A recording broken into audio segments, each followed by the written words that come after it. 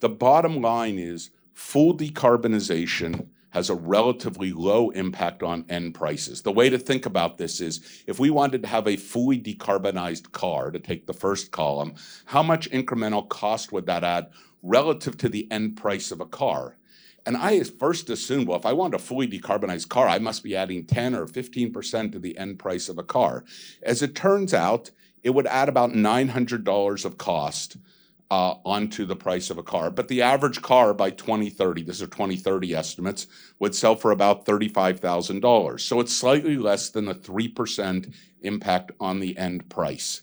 And then we went through other categories: fashion, food, construction, electronics. Construction just in the recent past has gotten a bit more expensive. It's up near 5, but all the other categories are, in the 2 to 4% range in terms of how much they add.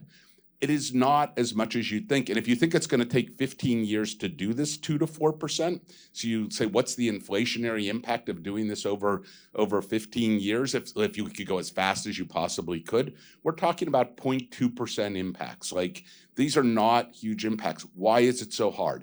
It's so hard because while this may be the end impact of cost on price, if you're an intermediary, these aren't the numbers. That if you're the steel maker for a car, if you're the plastic maker for a shampoo bottle, if you're any of those things, then those percentage increases are much more. It's when you take the overall impact on the supply chain.